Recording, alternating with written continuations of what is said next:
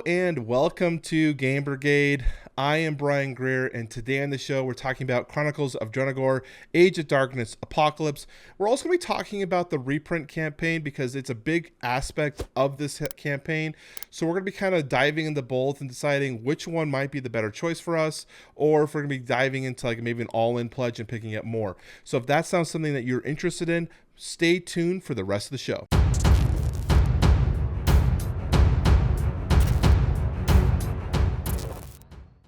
Okay, as I mentioned, we're going to be talking about Chronicles of Drunagor, Age of Darkness, Apocalypse, as well as the COD. I'm going to call it COD, the reprint version.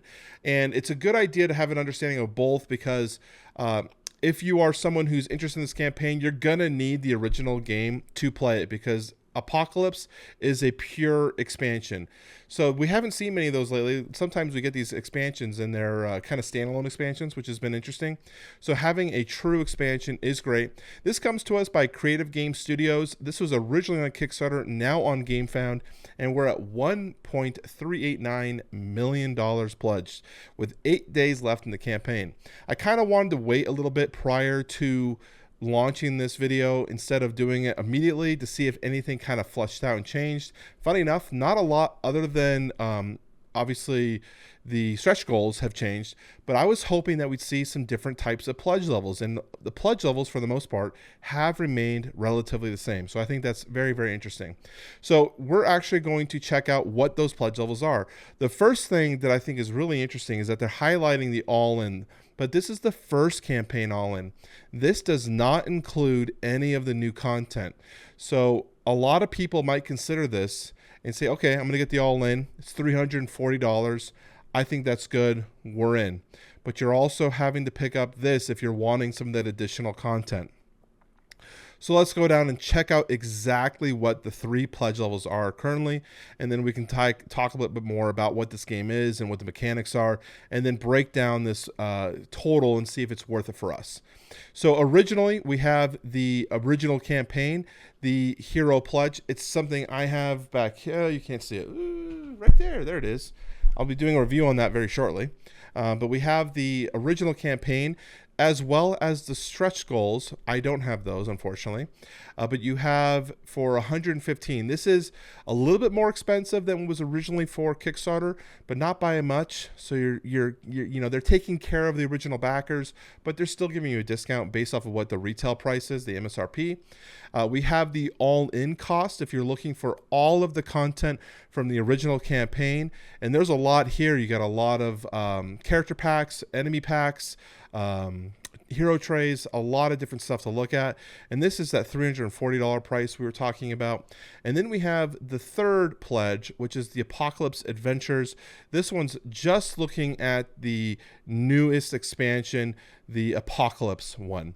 So we have to talk about which one is the one for us and what is the best fit. In terms of value, in terms of pure gameplay value, the Apocalypse Adventures is brimming with a ton of different types of value, as well as the original pledge here at 115.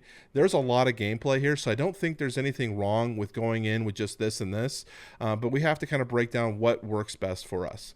So what is this game? How does it work? Well, we have both one-shot adventures and we also have a campaign. The campaign from the original game was good. I haven't fully played it myself. I'm just going off of what I've been told and what reviews I've seen, but we saw it was good, but not great, not compelling, and some of the way the door mechanics worked, which is a mechanic we'll talk about here, needed some rework, and there was a darkness mechanic in terms of how the game kind of progresses that needed some work. It was a little fiddly. So at the start of this game, you can choose either the standalone adventure or the full campaign, depending on what you're going to do. And then you're going to choose your hero, selecting the action cubes for that hero, as well as selecting your dungeon role. When I explain this game to people, I talk about how when I look at it, the way it feels is like almost like a classic MMO to me in terms of selecting your hero, and then you've got your three branching paths of how do you want to play your shaman or your warrior or your paladin, whatever you want to do. You can be a tank, I can be a healer, or I can be a DPS player. I like the idea where you can select your dungeon role and continue customizing it from there. You will then also select your starting equipment, which is basically, your sword and your leather armor or whatever kind of basic equipment. Pretty standard in terms of a role-playing game you would see there. And then you begin the adventure. And what is great, and I think it is an actually really cool, unique thing about this game, is they have these doors. So in most role-playing games or dungeon crawling games, you've got doors that you uncover, and sometimes when you open that door, you'll have to refer to the book, and the book will tell you what is behind that door, but usually it's a static environment. Well, they have these that could be QR coded to give you a new environment every time you open it, or they'll have a static environment that's allowing you to actually build the map, so it's going to be a new element. I like that. I like being able to not know what's going to happen. One of my complaints with other games that you've probably known about, say Gloomhaven, is when you're looking at the map and you're laying out the tiles, laying out the minions that you need to do, you've got the entire map visible to you, so you know exactly what's going to happen. In fact, you usually put all the tiles down first, and then you reveal as you go. This one, you have no idea what's going to happen until you open that next door, and then you're going to build that. Now, that does add a little bit of fiddliness to that in terms of, you got to stop the gameplay because we've got to then pick up all our stuff and build it. So depending on the kind of person you are in terms of what kind of aspect do you like the unknown? Do you like spoiler-free content? Or do you like quicker gameplay in terms of just keep the gameplay rolling? I don't want any slowdowns. That's something you're going to have to ask yourself.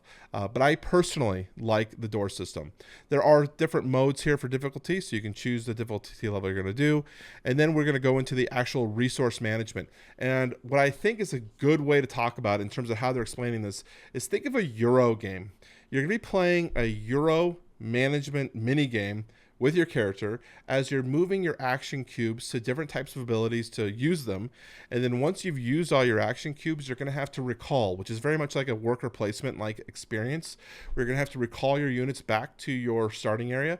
But as you do that, you're then going to have to place curse cubes in some of those forms to limit your abilities. So you're going to have to do this in a good management system. Otherwise, the darkness will take over and corrupt your hero. So I think that's a really, really cool mechanic. They're showing here some of those curse cubes coming in there, locking out those abilities so they're unable to be played. And then we're going to have the adventure book, which is going to be that sort of choose your own adventure. But what I like about this, and I talked about this in my monthly recap of this game, when I talked about the games of July, where you have this option. So right here, you've got the owl, or you got this guy, and you have all these keys that are telling you, here are things you're seeing in this environment. You usually get to pick only 2 of them, and the decisions you make are going to change the narrative of the campaign or what's going to happen, which I think is really, really interesting. And I think that's a really cool way to take it, because one, it adds replayability. You can try different things when you encounter something similar. And also it's going to add some instances of making sure to really have the weight of the decision you make a little bit more palatable, or more weighted to it, because it matters more. You can't just pick them all because there's only 2 or 3 options. You've got a lot. So look at this owl. He's got like 7 options or 8 options. It's a lot of them. And then we have the darkness tiles, and here's that darkness we talked about. They are reworking this darkness as we go through. So if you're interested in that rework, this has been updated a little bit to reduce the fiddliness. The Chronicles of Drunagor Apocalypse version is going to be adding a full new narrative campaign to this. So you're going to add on the story, and it's actually a continuation of the original COD. So we're going to be going ahead and adding to the story. So where the original game ended the campaign, this is going to be picking up from there and continuing that story. And it's going to be featuring a 4 Horsemen of the Apocalypse narrative. So we're going to have lots of different minis and different types of atmospheres revolving around that. And one of the things they were talking about was the deeper narrative. As I mentioned, that the campaign, the narrative story, the driving force to continue the game in the original game was said to be a little weaker than what people wanted it to be. Not that it was bad, not that it was, unplayable, but just it needed to be deeper. It needed to have a little bit more weight to it. And so that's what they really wanted to come back to and say, okay, how can we make this more meaningful? So if you're looking for that deeper narrative experience, Apocalypse might be for you. We can go down here and see some of the monsters. I'm not really into the whole Cthulhu tentacle faces kind of thing.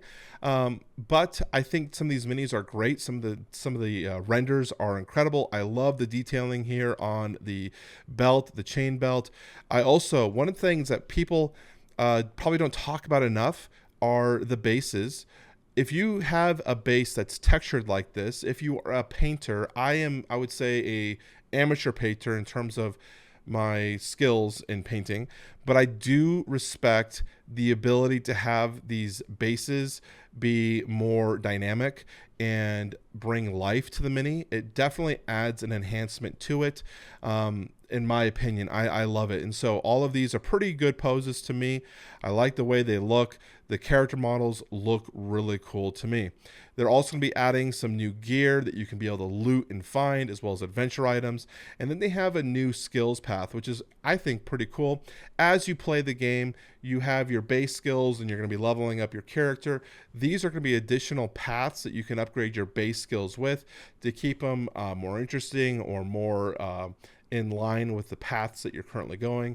I think it's a really cool thing. To me, anytime I get to customize my character to make them more unique or make them more personable to me in terms of my play style is awesome. There are games that allow me to customize my characters or level them up and gain new skills, and I love them, but I want to have some more agency in those decisions in terms of how do I want to build my specific character. So I think this is really, really awesome. Adding more map tiles. This is that streamlined darkness rules I was talking about, so that's going to be part of the new Apocalypse set, which is great. New doors, more customizations with the doors, and then we're going to talk about the bosses. Now, they are really pushing the bosses in this game, saying the bosses aren't only going to be included in the boss fights. So you know how you usually have you play your chapter, when you get to the end of the chapter, boss fight, and then you're gonna play the next chapter, enter that chapter, boss fight, until you get to the big baddie, who's probably the big dragon. They're not going to try to do that. They want to add more variety, make sure that these minis and these bosses are used more throughout the campaign. So there might be times where they're involved in the fight, but it's not going to be the actual boss fight. It's not going to be the final part of that chapter. So they're going to be used more in the game. And I think they said somewhere along here that there are going to be at least half of the fights they might feature a boss, which I think is pretty cool. I thought I saw that somewhere. Well, maybe we'll see it. And then we have the stretch goals. Stretch goals are basically adding more content to the game, adding more variability, adding more things. Already, up to this point, we've had a lot of content that already, in my opinion, made the game worth it at $99. But the stretch goals are really where we're seeing a lot of that stuff. Here's some of those miniatures with the horsemen, by the way.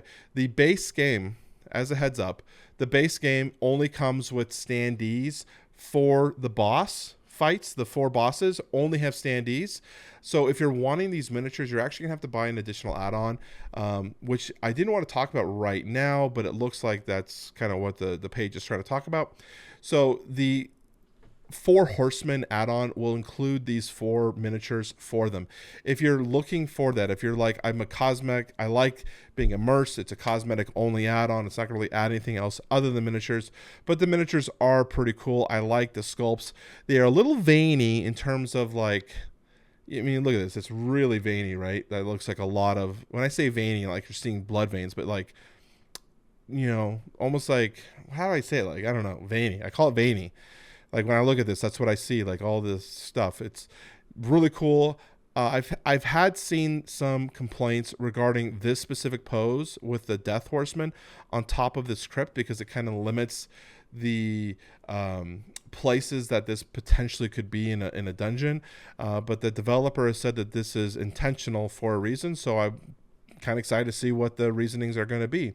And then we're going to talk about the box size comparison. They're really trying to show this because the 4 horsemen, the miniature boxes, is significantly bigger than the other boxes. The core box, let me pull this out. I don't normally do this.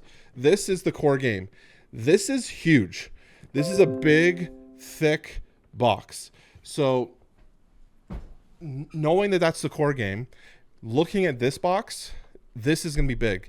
So you're going to have to consider that for your storage as well. Here's an example of someone, showing the design size. And then we've got some new content in terms of the hero packs. If you're going to look at some of this stuff here, here are some of the additional characters in the game. Really liking everything that I'm seeing in terms of playable. I thought it was interesting. They've got this dwarf warlord, Bridget. I had my first dwarf character in World of Warcraft was named Bridget. Same name as this, so I thought that was pretty cool. I was like, it's meant to be, you know, that's meant to be. And then we've got some more additional stuff here. Oh, sorry, that's popping up. We've got the Chronicles of Drunagor, Age of Darkness. Okay, hold on, I gotta mute my phone. It's like coming up on my computer. Okay, the thing to note here with the Chronicles of Drunagor, the expansion for the companions and furniture set, is it's purely cosmetic. This is only for a player who's going to want that full immersion in their game. So you're going to have to look at, you know, deciding if this is something for you. I actually like the, you know, any type of cosmetic add-ons. Nemesis is a game that I got the cosmetic add-ons for. I think they're cool to have the additional factors, but it is an additional cost. So always note that in terms of if it's needed. This is all purely cosmetic. They do have some things that are community driven. This is already decided. A Drugar for the Necromancer pet. I was really looking at some of these things. I was like, man, the brazier here, or brazier, I don't know how to pronounce that. You can have like some embers and coals in here if you're painting them. I think it looks really, really cool. So I'm pretty excited for that. And then the final little add-on they have here is the dice set. This is a D20 dice set, which has an eyeball to represent all the different types of enemies in the game. Purely cosmetic. I've heard some people say that they're not as easily seen in terms of the dice roll on the face, but you can take that as you will in terms of if it's needed for you. So let's talk about the reprint content here and decide where I would go. So I currently have just the core box. I don't have anything else. I am pledging right now for the Four Horsemen. I definitely want to see what an all-in cost is going to be for Apocalypse, and I would love to be able to get more of the reprint content. I'm hesitant for myself because I already have this core box. What would be the best choice for me if I'm going to just do a la carte, pick and choose? Because obviously the all-in one is going to be the best overall cost, but I am adding an additional $109 to that all-in cost for myself. If I were a new backer, if I did not have this game at all, and I had to consider budgetary reasons, I would probably get the core box for the reprint because you're going to need that. I would consider heavily the character packs here for the reprints, as well as some of these trays if you're interested in that. Spoilers of War would be pretty good if you're wanting those Kickstarter exclusives. And I'd probably just go in with the Apocalypse 4 Horsemen. I think there's plenty of content in just the two core boxes to last a person for a very long time. If this is a game that you are thinking you're going to get, 10 to 15 plays out of, I would then consider maybe higher pledge levels from that. But generally what I've seen with most player groups are about 10 plays in a game is about the lifespan of a game. So consider that when you're pledging this. I definitely think that this is a game I would love to have in my collection. I talk a lot about having a curated collection of just the best games in certain types of genres. I think this game is probably going to be a really big hit for at least me and my player group. So I'm definitely looking at more of these. Again, I personally like to have all in terms of collections. It makes it a beast in terms of tabling it and as well as storing it. So just take note of that as you're going forward. So that's basically my recommendation is I would look at core set and maybe add a la carting anything specifically you may want in your collection. I don't necessarily think the all-in is that needed, but if you're going to be an all-inner, I don't think there's a problem with that. I'm also expecting a new pledge level, at least one pledge level. Once they've gotten this all sorted, I suspect that they're going to do an all-in pledge level here for the add-ons. We haven't seen it yet when we go to the new content. We've only got the one, but I suspect there's going to be another one. And then, of course, we want to talk about shipping and VAT. They break it down here in the estimated shipping costs. Again, I usually refer to USA. We're looking at $35 to $40 if you're doing 2 waves, or $28 to $36 if you're doing 1-wave shipping. So take note of that. Again, I think it's a good game. So let's go ahead and cut back to my face. Overall, I think that Chronicles of Drunagor looks like a really solid game. I've mentioned that maybe 50 times in this video. I'm very excited to dive into the first campaign and get you guys a review as soon as possible. In fact, we got a play group scheduled for tomorrow to get that going. So by the time this is actually uploaded, we're probably going to have that played. Very, very excited to get it going. I think this is going to be a stellar campaign. Right now, as I said, I'm pledging for the base level of only the Apocalypse version, and we'll review once the full campaign has fleshed itself out in terms of where do I want to end out with my campaign, knowing everything I've known. I'll try to get as much more information as I can up to you guys in terms of as this campaign is wrapping up. If you have any questions, I'd love to know in the comment section down below. Leave any comments or questions in terms of what your recommendations might want to be, if you have anything you're wanting to ask. Otherwise, thank you guys for watching the show. Leave me a thumbs up, and I will talk to you all very soon.